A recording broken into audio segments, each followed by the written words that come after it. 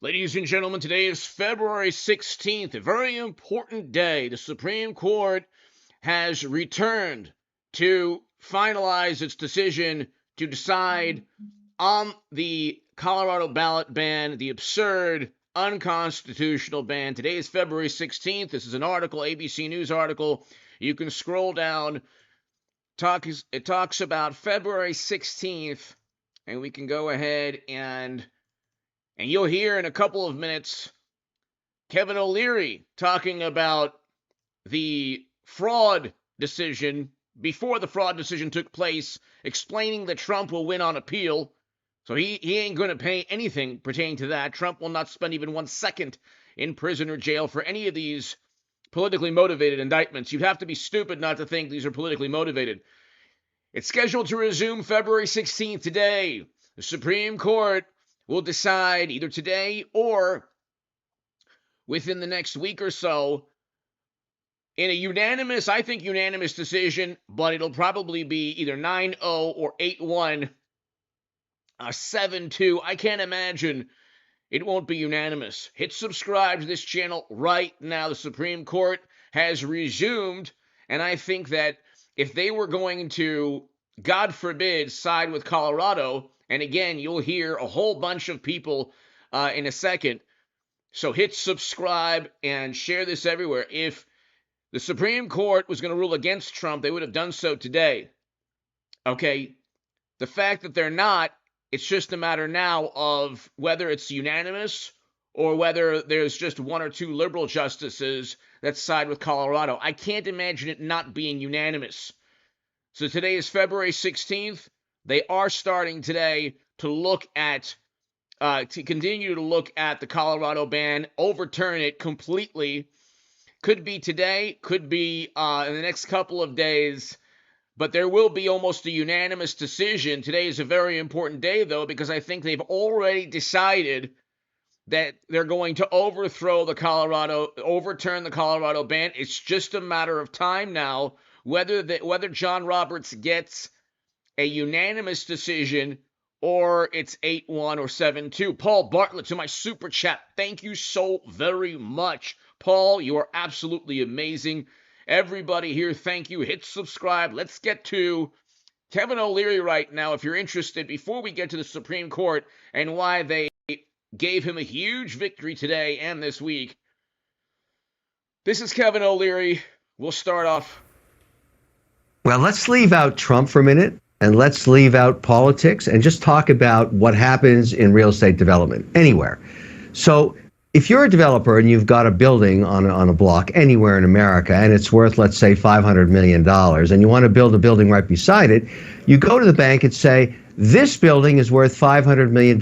I'd like to borrow a construction finance loan against this asset, and I want you to tell me it's worth $500 million too. And the bank negotiates with you and says, well, no, we think it's worth $400 million. And you fight it out. You're always trying to show your assets in the brightest light with the sunshine you could possibly determine for them. You want them to be worth the very most, because you're only going to get a 40 or 50% loan to value, as it's called. Then you borrow that money. In the case of a $500 million asset, maybe you get $250 million, and you build a new building with a construction finance loan. And so that's what this case is all about. And by the way, forget about Trump. Every single real estate developer everywhere on earth does this. They always talk about their asset being worth a lot, and the bank says no. And that's just the way it is. So in this case, when I'm trying to figure out, and I'm not pro or con, or I don't care about the politics, who lost money? Nobody. The bank got paid back the construction finance loan, and a new building was built. And if you're going to sue this case and win, you got to sue every real estate developer everywhere. This is all they do. This is what they do all day long, every day. So I don't think this thing will ever survive appeal, regardless of what the fine is. This doesn't even make sense. Now, look, I know Trump's got a lot of problems in other indictments and everything else, but this, if you're a real estate developer, you're watching this, you're saying, what is this? This is ridiculous. Well, you know, the thing is,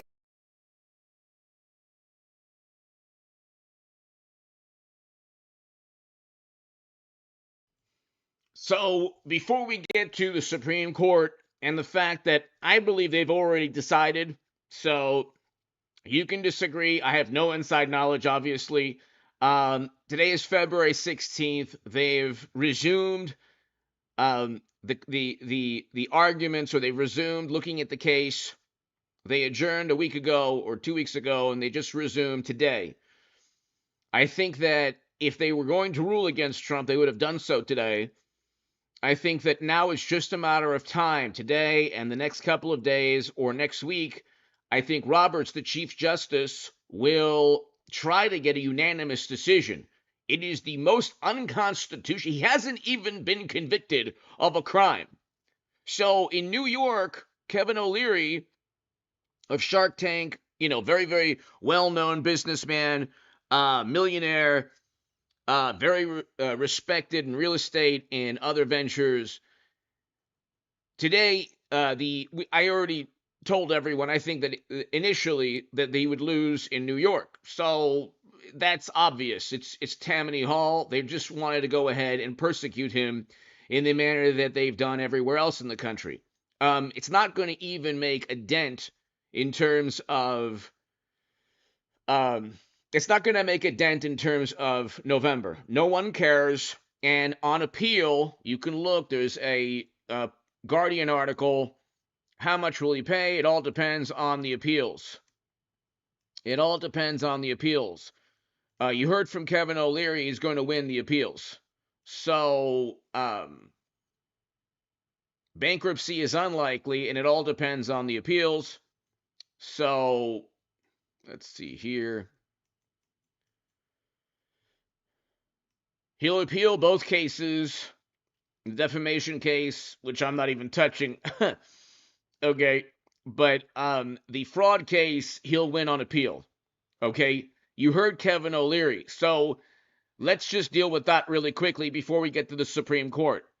The fraud case is, they've never utilized this type of prosecution against any real estate developer, and they all do the same things as Trump.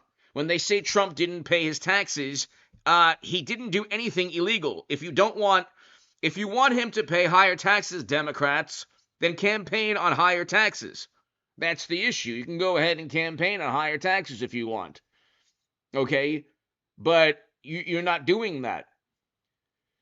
There's a reason that Warren Buffett or Donald Trump or people investing in long-term in stocks or bonds or mutual funds on Wall Street or venture capitalists or real estate developers, there's a reason that they pay less taxes than you think.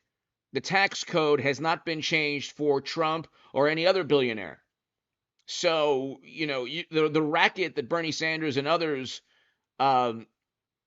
try to tell the public, oh, well, we're going to tax the rich. You're still spending far more than we have on an atrocious foreign policy. Okay? Billions upon billions in foreign policy quagmire after debacle. So that's your way. And Democrats vote for this, and they pontificate about the rich. Meanwhile, we had record low poverty with Trump and record highs in household median income with Trump. And we didn't have the problems in terms of foreign policy with Trump. These are all facts. So this was meant to tarnish November. It ain't going to work. No one cares, and he'll win on appeals. So I told everyone that he's probably going to get convicted on the fraud initially. Okay? These are statutes that have never been utilized against a real estate developer in New York. Of course, they're real estate utilized against Trump. He didn't commit a crime, like Kevin O'Leary stated, and every real estate developer does the same thing. And it's all legal. So change the laws in New York if you don't want Trump to negotiate with banks in a certain way. He didn't lie to any banks because the banks would have sued him. So this shows how venomous and how much vitriol Democrats have for Trump in that city. If the banks had accused Trump of a crime, that would be different. But they didn't. Born to Raise Hawks, thank you. Paul Bartlett, thank you. To my super chat. Thank you so very much. So greatly appreciated. Thank you. So it all depends on the appeals. I wanted to get that done before we talk about the Supreme Court. Again, today's February 16th. They're starting the process of determining. I think that today's date is important because they're starting the process of determining whether or not it's going to be a unanimous decision. Now, some people might say, well, you know what, they haven't decided on anything, and you're just speaking out of your rear ends. Like, well, I've been right on pretty much everything that I've been telling you. I was telling my audience and viewers that mashed potato brains will get replaced about 2 years ago. So a lot of the things that I've been saying now are, mainstream. People are talking about them. So I'm not Nostradamus. I'm not right about everything, but most of the things that I've been saying are accurate. Today is February 16th. They're scheduled to resume February 16th. Okay. This is an ABC News article. I do believe that it's just a matter now of Roberts today and the rest of the next week or sooner help trying to get a unanimous decision as Chief Justice. His goal is to get a unanimous decision on this. So I think there's going to be a unanimous decision, maybe 8-1 or 7-2, but it'll go for Trump, and this will directly correlate to November. In New York, him owing money for a politically motivated prosecution from Tammany Hall, that nobody cares about that because he'll win on appeal. If he doesn't win on appeal, then every other real estate developer will be sued in New York, just like Kevin O'Leary said. So hit subscribe to this channel if you're new. To my super chat, Born and Raised Hawks, thank you so much. Paul Bartlett, every single super chat, every single live stream, I can't thank you enough. Let's continue. I want to just really continue. I want to finish the Kevin O'Leary interview because it's very interesting.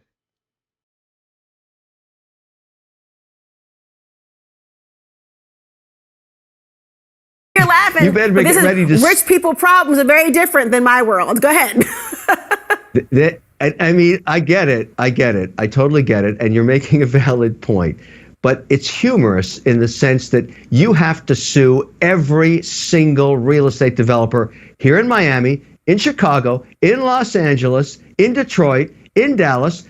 This is what they do every day. This is what the real estate game is all about. It's getting construction financing against stabilized assets. When a building is fully leased out and everybody's renting it and you've got offices or you've got apartments in it, it's called a stable asset. And you value it and you go to the bank and say, this asset is worth $500 million. And I want to borrow $250 million against it. And the bank always negotiates with you.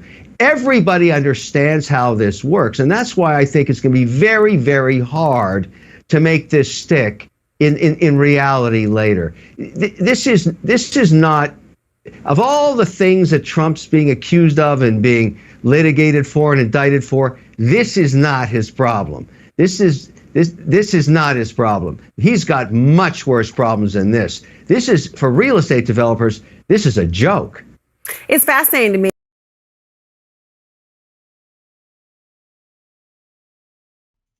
So there you go. The decision essentially today with the fraud trial is a joke. And Kevin O'Leary is 100% right. If you go after Trump, you're going to have to go after every single other real estate developer. Okay? It makes no sense. Truffles, hello. Born and Raised Hawks, thank you again. Paul Bartlett, thank you. To my super chat, thank you. If you're new to this channel, hit subscribe. So it's a joke. Okay? The real issue is what's going to take place in November. What happens between now and November to influence November? Democrats are trying so desperately to accuse Trump of a rebellion, of mishandling classified data, which didn't happen. He was a president with the power to declassify. So simply accusing Trump of things he didn't do doesn't mean he's a criminal. On the other hand, when Biden actually does commit a criminal act, the special counsel says, well, he doesn't have the memory or the cognitive ability to be tried in court. Yet, he's got the finger on, God forbid, a specific button, and he leads U.S. foreign policy, and he leads the country, and he is the representative of this country, the president of the United States of America. He represents the entire country to the world. Yet he doesn't have, apparently, Biden, the cognitive ability to be tried in court for crimes that he did commit regarding classified data that the special counsel, his own special counsel, stated he committed. Okay. They're all talking about now replacing our current president. And I've been telling you that for a long, long time. And so that's a whole other story.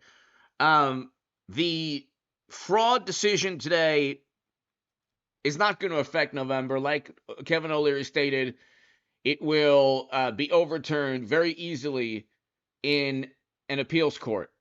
The Colorado Supreme Court decision, March 4th, I believe, early March is the Colorado primary.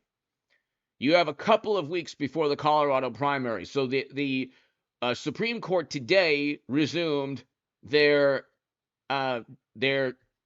arguments or discussion about what they're going to do. I believe today that it's just a matter of Chief Justice John Roberts deciding on whether or not he can convince the liberal justices on the Supreme Court to make it a unanimous decision overturning a very unconstitutional ban by a very, very unconstitutional ban by Colorado. So today is an important date. I think that, I think that a lot of people overlook the fact that Trump, whether it's this evening or this weekend or the beginning of next week or before the beginning of March, because that's when the Colorado primary is, will get a huge, monumental victory. He'll win in an appeals court. So he'll win on appeals. The fraud decision will be overturned on appeals in New York because every single real estate developer, every single billionaire in New York, the precedent would be that they could get convicted or prosecuted or indicted for private negotiations with banks in New York. I mean, the fraud trial is trying to obliterate business in New York, major real estate development in New York. So, I mean, I don't really understand, how does this hurt Trump? They're trying to bankrupt him so he can't afford to pay his legal fees. It's the only thing they're doing. Okay, selective prosecution is what's going on. You just saw the president not being prosecuted for mishandling classified data, like I said, because they cited his memory. Okay, so the Supreme Court resumed today. Their lack of a decision in terms of siding with Colorado speaks volumes. And I mean, look, if you have a morally superior, highly educated liberal Democrat who stumbles upon this and says, oh, there's nothing today, and well, you can look back at this segment and you can see that I was right. Colorado is going to rule in favor of Trump. I was saying that for a long, long time. Long before liberal publications finally got on board and said, yeah, Trump's going to probably win the Supreme Court case against Colorado. Did I not tell you also, ladies and gentlemen, that the Georgia, the Fulton County case will implode? It's completely being dismantled before our very eyes. So they really have nothing on Trump. The only thing they can do is convict him, which they possibly will convict him on hush money, which will then be overturned also, because it wasn't a campaign finance violation. Okay, the FEC fined Clinton and the DNC for purchasing the Steele dossier with campaign funds. They didn't fine Trump. In fact, they didn't even look at the case because it obviously wasn't a criminal act. So let's go ahead now and listen to Jonathan Turley.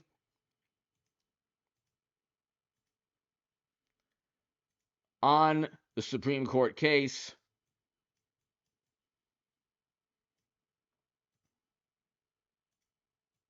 Hit subscribe if you're new to the channel. Just looking at the map of the other states with lawsuits to bar Trump from the ballot, what does all this mean? And what does it mean big picture? Are we going to see more of this happen? I expect we will. We may have a decision out of Maine, but there's the proponents of this, what I consider a very dangerous theory, have gone to very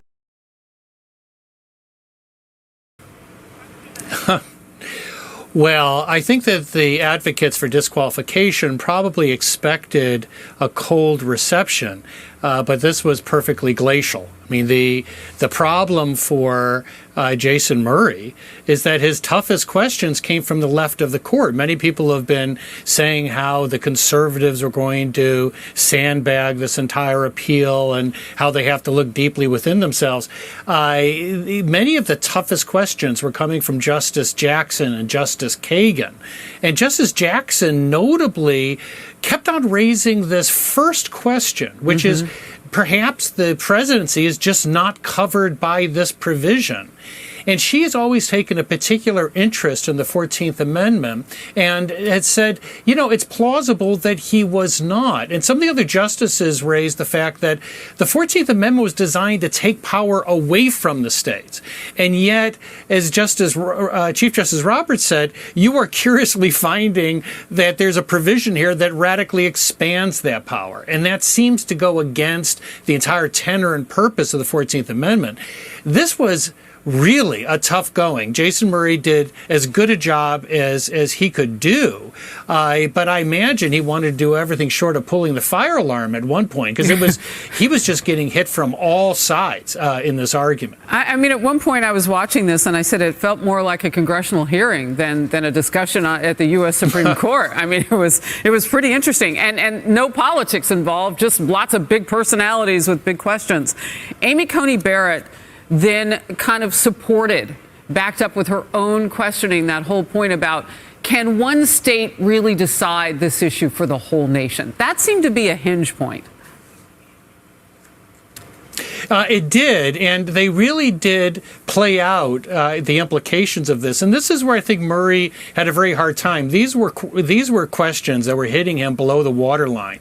And he didn't have a really good answer for it. Every one of them, including some of the liberal justices, kept on coming back and saying, how are we going to handle this? You can have different states applying different standards. A number of the justices said, what's even our review? Do we have to accept what Colorado did? Because even their own justices said that there was no due process here. Some of them raised the fact that they relied on this professor who said that he could divine meaning in coded terms from Trump's speech. And the justices, a couple of justices referenced that and said, is this going to be the record we deal with? What are we supposed to deal with? How are we supposed to review that going forward if we've got a dozen states doing this? Hey, everyone. I'm Emily Campagno.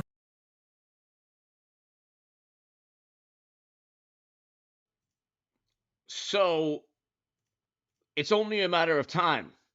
Okay, this is a huge, huge, huge victory for Trump. Today is the day that they get back. They're in session again. They're only deciding, in my humble view, from what I understand, I have no inside knowledge, but I think it's just a matter of them decide. They've already decided to side with Trump. The reason is because it's not only unconstitutional. You can ask somebody in another country to look at the video of that day in its entirety. People being let into the building by law enforcement. Trump's speech where he used the words peaceful and patriotic and respect law enforcement. Okay? Or, on Twitter, he says, remain calm, respect law enforcement. So you do not have any attempt at overthrowing the government or a rebellion. And they keep saying things, Democrats, like, you saw it with your own eyes. Yeah, you saw it with your own. Did you not see the Tucker Carlson footage? Did you not see people actually being acquitted in court because they were let in, because new video footage, exculpatory evidence was withheld from defendants that day? They had, the DOJ had the footage that Tucker Carlson released. You don't think that's how he got the footage? You don't think the Department of Justice under Biden had all of that video? Of course they did. They just simply didn't want anyone to be acquitted.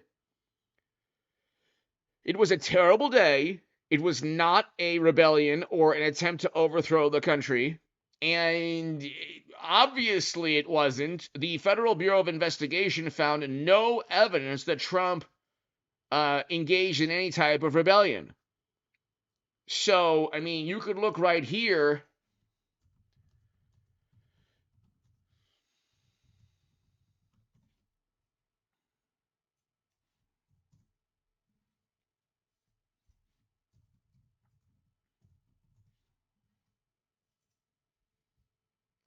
This is also a reason. Not only has he not been convicted, but the FBI found no evidence Trump or allies organized anything that day. This is an article in January of 21. So you get this replay of the same images all the time that MSNBC and CNN replay. But it's never fiery but mostly peaceful with Trump.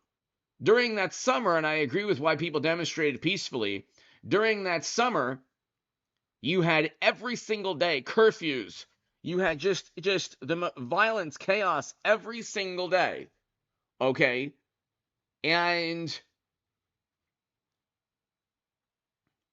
yet there was a concerted effort by media to try their best to mitigate, to downplay the immense violence and chaos throughout the country. And even in late May, when the President of the United States of America had to seek shelter within the White House. And so February 16th, today's February 16th, the Supreme Court is continuing today to not only review the case. I think they've already decided. This is the first day back from adjourning. This is the first day back where I think it's going to be 9-0. I think it'll be a unanimous decision. It could be 8-2. Look, I might not be right about unanimous decision. I'll be right, and we'll all be right about the court siding with Trump. They probably need to do so before March 5th.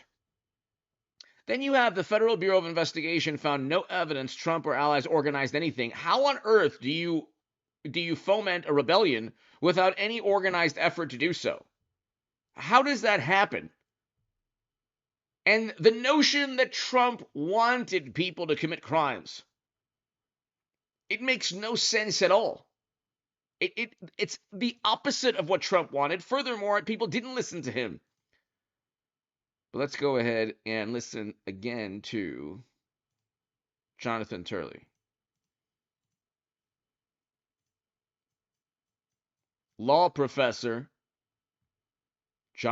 constitutional scholar, Jonathan Turley. Various states in search of judges who might sign off on this. This is their first real victory. They've had a string of defeats, and many of those jurists that have turned this down have been Democrats. Keep in mind that the divided Colorado Supreme Court was actually entirely composed of Democratic nominees, but 3 of them refused to sign on to this opinion, and I think the reason why is that it's dead wrong. It's wrong on the history. It's wrong on the Constitution. Very interesting. Here's Colorado's Secretary of State, Jenna Griswold, reacting to this ruling. Jonathan. Section 3 of the 14th Amendment has to apply to the presidency, because if not, it's a get-out-of-jail-free card. We can't have one office be able to do whatever they want when it comes to rebellion and then be able to be seated in office again. How on earth was this a rebellion? How on earth was this a rebellion?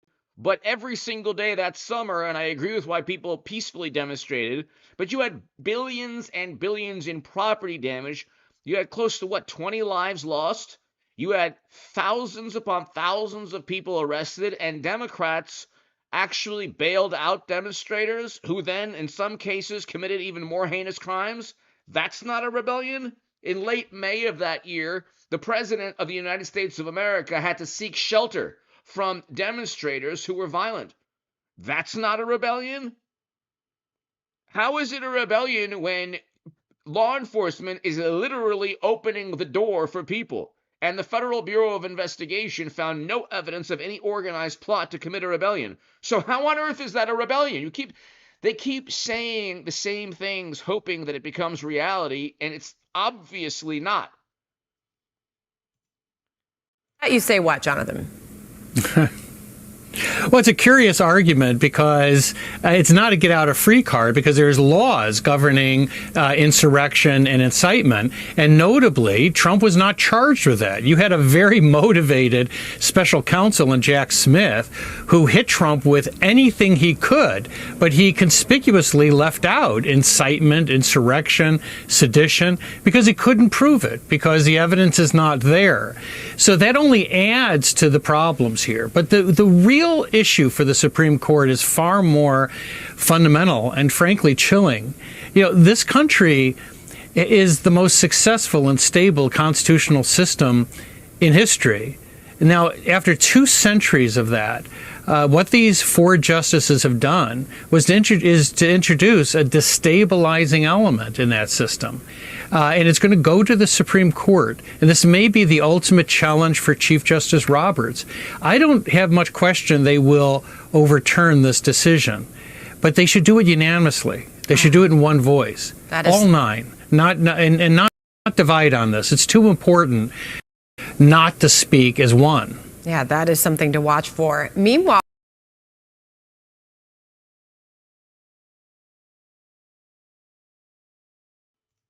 so Jonathan Turley is right. Okay. They will, I think almost certainly, it'll be a unanimous decision. This is a slam dunk for Trump. And he wasn't even charged with sedition or rebellion. So Trump wasn't even charged with a rebellion. What they charged him with is trying to compel people to commit crimes. But that is not only absurd, and you're accusing him of something he obviously didn't do in hopes that you can get, like, for example, the Colorado Supreme Court to do what it did. Okay? This only helps Trump, by the way. All of this only helps Trump. This doesn't hurt Trump. It only helps him.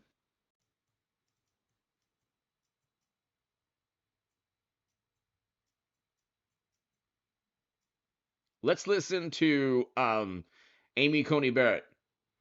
Hit subscribe if you're new to the channel. Today is a huge day. They've returned to continue ruling on the February 16th is the day that the Supreme Court has returned to continue ruling on, to continue deciding on the Colorado ban. They will overturn it. I think that Chief Justice John Roberts today is simply organizing, hopefully, a unanimous decision. Okay? Because you know what? The liberal justices can see a world where Republicans could do the same thing to Democrats. There's a lot better examples of Democratic Party politicians' speeches that are trying to foment chaos. Okay, you had Chuck Schumer actually targeting Kavanaugh, and then months later, somebody tried to take his life, Kavanaugh's. So, I mean, did the DOJ, do they have a special counsel against Schumer? No. Let's continue. Most boldly, I think that the question that you have to confront is why a single state should decide who gets to be president of the United States. In other words, you know, this question of whether a former president is disqualified for insurrection to be president again is, you know, just say it. It sounds awfully national to me. So whatever means there are to enforce it would suggest that they have to be federal, national means. Why does, you know, if you weren't from Colorado and you were from Wisconsin or you were from Michigan, and it really, you know, what the Michigan Secretary of State did is going to make the difference between, you know, whether candidate A is elected or candidate B is elected. I mean, that seems quite extraordinary, doesn't it? No, Your Honor, because ultimately it's this court that's going to decide that question of federal constitutional eligibility and settle the issue for the nation. And certainly it's not unusual that questions of national importance come up. Well, I suppose this court would be saying something along the lines of that a state has the power to do it. But I guess I was asking you to go a little bit further and saying, why should that be the right rule? Why should a single state have the ability to make this determination, not only for their own citizens, but for the rest of the nation? Because Article 2 gives them the power to appoint their own electors as they see fit. But if they're going to use a federal constitutional qualification as a ballot access determinant, then it's creating a federal constitutional question that then this court decides, and other courts, other states, if this court affirms the decision below, determining that President Trump is ineligible to be president, other states would still have to determine what effect that would have on their own state's law and state procedure. Well, I mean, if we affirmed and we said he was ineligible to be president, yes, maybe some states would say, well, you know, we're going to keep him on the ballot anyway. But I mean, really, it's going to have, as Justice Kagan said, the effect of Colorado deciding. And it's true. I just want to push back a little bit on, well, it's a national thing because this court will decide it. You say that we have to review Colorado's factual record with clear error as the standard of review. So we would be stuck. The first mover state here, Colorado, we're stuck with that record. And, you know, I don't want to get into whether the record, I mean, maybe the record is great, but what if the record wasn't? I mean, what if it wasn't a fulsome record? What if, you know, the hearsay rules are, you know, one-offs? Or what if this is just made by the Secretary of State without much process at all? How do we review those factual findings? Why should clear error review apply? And doesn't that just kind of buckle back into this point that Justice Kagan was making, you know, that we made with Mr. Mitchell, too, that it just doesn't seem like a state call? 3 points, Your Honor. The first is that ordinarily, of course, this court reviews factual findings for clear error, but President Trump made the point in his reply brief that sometimes on constitutional questions that require a uniform resolution, this court can do something more like a Bose Corp-style independent review of the factual record. And we would have no objection to that, given that the record here, really the facts that are disputed here are incredibly narrow. The essence of our case is President Trump's own statements that he made in public view for all to see. But then that's saying that in this context, which is very high stakes, if we review the facts essentially de novo, you want us all to just watch the video of the ellipse and then make a decision without any deference to or guidance from lower court fact-finding? That's unusual.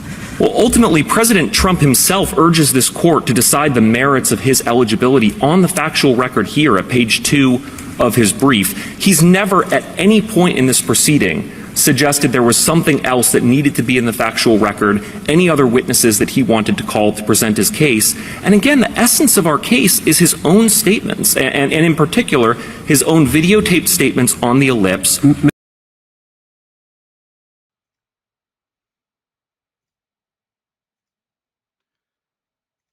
The essence of the case, here is the essence. Here is everything you need to know about the Colorado Supreme Court decision. The Federal Bureau of Investigation found no evidence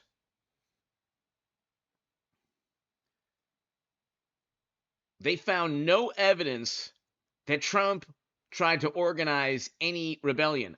Furthermore, he literally used the word, did the Colorado lawyer not hear the word peaceful?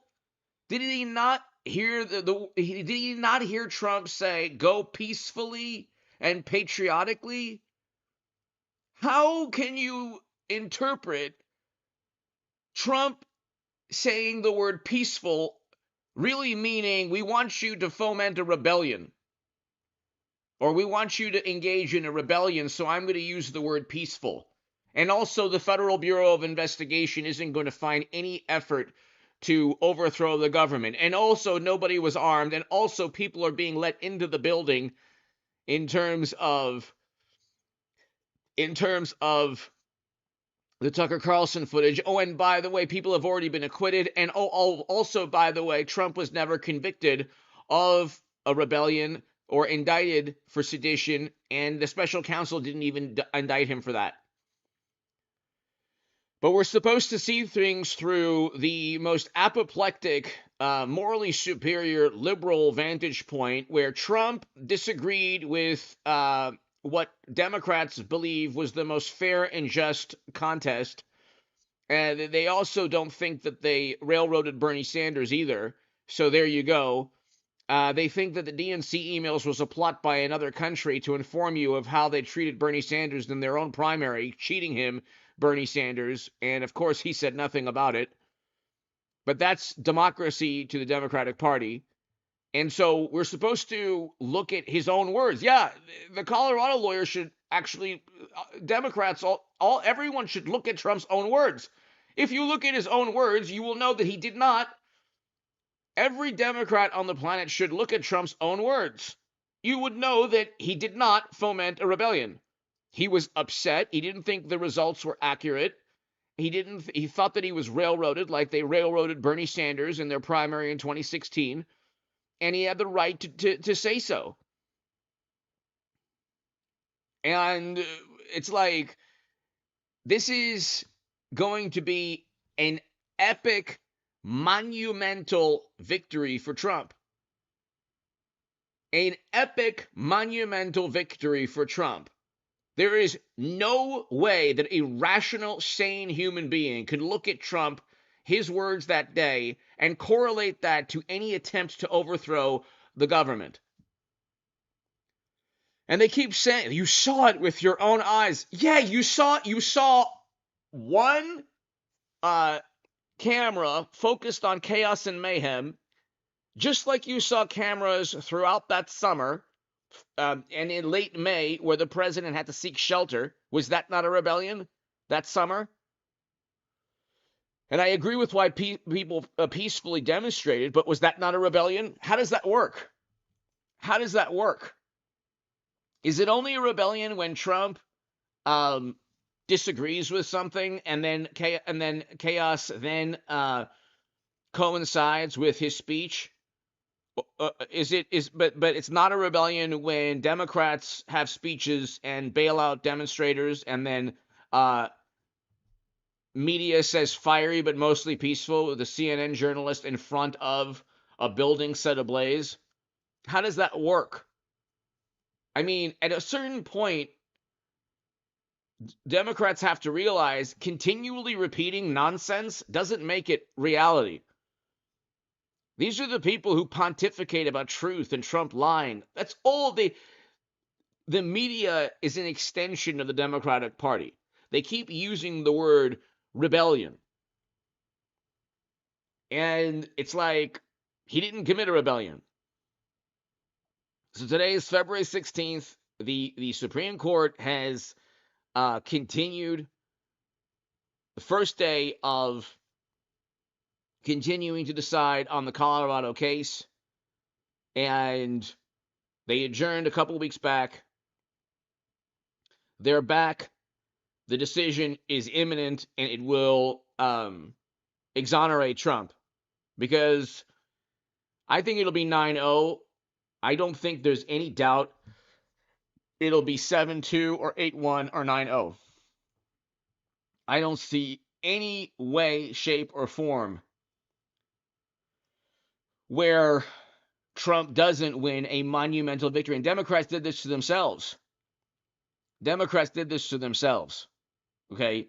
Everyone knows it's undemocratic, it's unconstitutional, it's totalitarian, it's despotic to try to prevent 70 to 80 million Americans from choosing Trump over our current catastrophe in the Oval Office. So, again, the Supreme Court today has continued.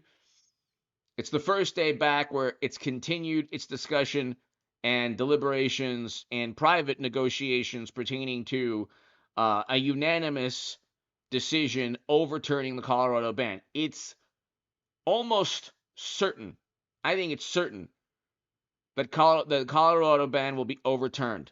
Now it's just a matter of, is it going to be unanimous? I think it will.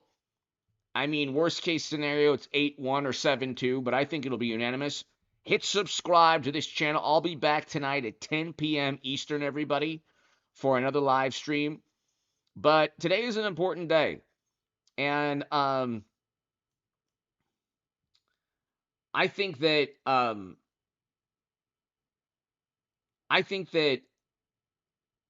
today is a very important day. I think it's just going to be a matter of time before there's a huge, monumental victory. Trump gets a 9-0 or 7-2 decision in his favor overturning the Colorado ban. The entire planet views it from a political perspective as Trump being vindicated. Give me your thoughts below. Hit subscribe to my super chat. Paul, born to raise hogs. Everybody here, thank you.